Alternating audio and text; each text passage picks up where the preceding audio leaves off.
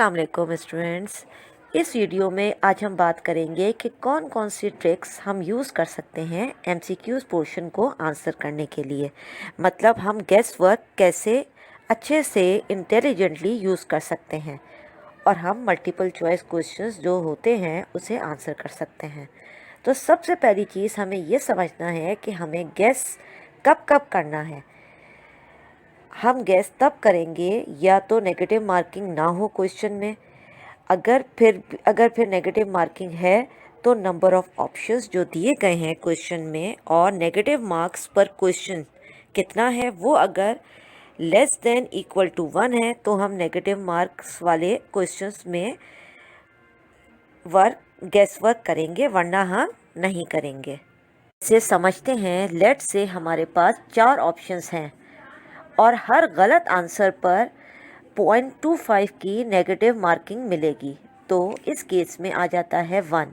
तो इस केस में हम गैस वर्क कर सकते हैं। दैट मीन्स अगर हमने 4 क्वेश्चंस अटेम्प्ट किए हैं जिसमें से 3 गलत हो जाते हैं और एक सही हो जाता है तो वो नलीफाई कर देगा हमारे केस को। अब हमारे केस में एक दूसरा केस आता है जिसमें 5 ऑप्शंस हैं और 0.25 की नेगेटिव मार्किंग है। तो इस केस में हमारा जो फॉर्मूला है नंबर ऑफ ऑप्शंस और नेगेटिव मार्क का वो ग्रेटर देन 1 हो जाता है। तो इस केस में हमने अगर 4 क्वेश्चंस अटेम्प्ट किए हैं तो हमारा जो प्रोबेबिलिटी है नेगेटिव मार्क्स जानने की वो ज़्यादा बढ़ जाएगी एज़ कम्पेयर टू पुराने केस के जिसमें 4 ऑप्शंस थे। तो इस रूल को याद रखिए कि अगर नंबर ऑफ ऑप्शंस और नेगेटिव मार्क्स का multiplication less than equal to 1 है तो इस केस में हम गेस वर्क कर सकते हैं। लेकिन गेस वर्क हमें कब करना है? एग्ज़ाम के एंड में। एग्ज़ाम के स्टार्टिंग में गेस वर्क नहीं करना है। सबसे पहले हमें सारे क्वेश्चंस अच्छे तरीके से पढ़ना है और सिंपल क्वेश्चंस जिसके आंसर्स हमें आते हैं वो हमें अटेम्प्ट करना है। गेस वर्क हमेशा एग्ज़ाम के एंड में करेंगे और सबसे पहले सारे क्वेश्चंस अच्छे तरीके से पढ़ने के बाद सबसे पहले जो आसान क्वेश्चंस हैं उनको अटेम्प्ट कर लेंगे। क्योंकि होता क्या है, जब एक बार हम सारे क्वेश्चंस पढ़ते हैं तो हमारे दिमाग में ये आ जाता है कि टफ़ क्वेश्चंस कौन से हैं और हमारा सबकॉन्शियस माइंड जो होता है वो बैक ऑफ द माइंड में ये रखता है कि ये टफ़ क्वेश्चंस हैं और इनके आंसर ढूंढने की कोशिश करता है और सोचता रहता है। तो चांसेस ये ज़्यादा रहते हैं कि जब वो क्वेश्चंस दोबारा रिविज़िट करेंगे हम एग्ज़ाम के एंड में तो आपको इसको सॉल्व करने में आसानी होगी। और गेस वर्क हमेशा एग्ज़ाम के एंड में करते हैं और जब कोई ऑप्शन नहीं बचता कि अब हमें कोई बात इसमें समझ नहीं आ रही है तब अब आप इसमें गेस वर्क कर सकते हैं। अब हम बात करते हैं गोल्डन रूल की। अब गोल्डन रूल होता क्या है? गोल्डन रूल असल में होता है कि गेस वर्क का एलिमिनेशन ऑफ रॉन्ग ऑप्शंस। तो आपने जो कुछ भी जितना भी पढ़ा है आपके पास 4 ऑप्शंस हैं। इस 4 ऑप्शंस में से आपकी जो करंट नॉलेज है उसकी बेस पे आप ऑप्शंस को एलिमिनेट कीजिए। 4 ऑप्शंस हैं, आपको पता है कि ऑप्शन ए एंड डी उसका आंसर नहीं हो सकता। अब बचा ऑप्शन बी एंड सी। अब इन्हीं 2 ऑप्शंस को लेकर आगे प्रोसीड कीजिए। तो गोल्डन रूल है एलिमिनेट ऑफ रॉन्ग ऑप्शंस। तो ये एलिमिनेशन टेक्निक तरीके से वर्क करती है। तो ये गोल्डन रूल है गेस वर्क का। अब कुछ स्पेसिफिक केस बात करते हैं। अगर किसी क्वेश्चंस में ऑल ऑफ द अबव का ऑप्शन दिया गया है तो all of the above as a statistics कहता है कि 50% चांसेस ये हैं कि ऑल ऑफ द अबव जो है वो आंसर होगा। स्टिल आप जो बाकी ऑप्शंस को देखिए वो आंसर भी हो सकते हैं। कॉन्ट क्वेश्चंस की बात करते हैं कि कॉन्ट क्वेश्चंस में जो एग्जामिनर होता है वो ऑप्शंस वैल्यू ऐसे सेट करता है कि जो वैल्यूज़ काफ़ी क्लोज होंगी। फॉर एग्जांपल ऑप्शन है 11, 12, 14 एंड 55।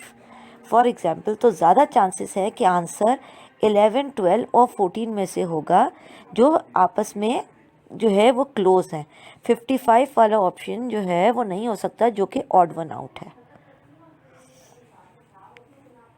अब जो ऑप्शंस सिमिलर साउंड करते हैं तो चांसेस ज़्यादा हैं कि इसी ऑप्शंस में से आंसर होगा। अगर 2 ऑप्शंस में से जो सिमिलर साउंड कर रहे हैं तो आपके पास ऑप्शन यही है कि आंसर इन्हीं 2 में से होगा। तो आपके पास 50% चांसेस हैं करेक्ट होने के। तो आपने प्रोबेबिलिटी कितनी बढ़ा ली अपनी सही होने की? पहले आपके पास 4 ऑप्शन थे और 25% सही होने की प्रोबेबिलिटी थी। अब 50% हो गई प्रोबेबिलिटी सही होने की। आंसर चूज़ करने में आपको ज़्यादा आसानी होगी एज़ कम्पेयर टू 4 ऑप्शंस के। अब बात करते हैं ऑप्शंस लुक सिमिलर। तो एग्जामिनर काफ़ी सही तरीके से ऑप्शंस और आंसर सेट करता है। For example A and B options काफ़ी सिमिलर दिख रहे हैं as compare to C and D. तो चांसेस ज़्यादा हैं कि ए एंड बी में से ही आंसर होगा। तो एग्जामिनर्स ऑप्शन सेट कर रहा है और आपको हिंट दे रहा है कि इसी में से आंसर होगा। तो आप हिंट पकड़िए और इसकी अकॉर्डिंगली आंसर देने की कोशिश कीजिए।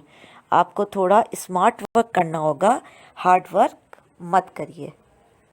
अब बात करते हैं डायमेंशन की। डायमेंशन ये बहुत ही इम्पॉर्टेंट चीज़ है।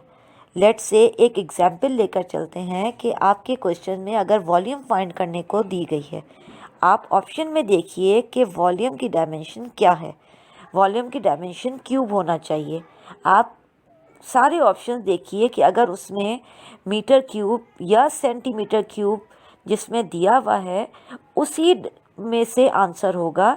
बाकी तमाम ऑप्शंस को आप एलिमिनेट कर सकते हैं। तो डेफिनेटली आपके बहुत से ऐसे क्वेश्चंस भी होंगे जिसमें आप डायमेंशन की बेस पे ऑप्शंस एलिमिनेट कर सकते हैं। ऑपोजिट चॉइसेस, ऐसे बहुत से क्वेश्चंस आते हैं जिसमें जो चॉइसेस हैं वो ऑपोजिट हैं। तो चांसेस ज़्यादा हैं कि इसी में से आंसर होगा। जैसे कि आप जो है वो ऑप्शंस में देख रहे हैं कि ऑप्शन ए और बी आपस में ऑपोजिट हैं। तो इन दोनों में से चांसेस हैं कि आंसर होगा। बाकी दो को आप एलिमिनेट कर सकते हैं। में आंसर का कोई पैटर्न नहीं होता। लास्टली आप ये बात याद रखिए, जब आप आंसर शीट में फिल कर रहे होते हैं एमसीक्यूज़, तो आप बिल्कुल मत देखिए कि आपके सारे आंसर्स ए लगा रहे हैं या ए बी सी डी। कोई पैटर्न ख़ास नहीं होता, ये रैंडम होते हैं। तो ऐसी गलती नहीं करिएगा कि किसी ख़ास पैटर्न को आप जो है वो पकड़ रहे हो सॉल्व करने के लिए। तो ऐसा गैस वर्क बिल्कुल नहीं करिएगा। Right. So that's all for today. Thank you so much.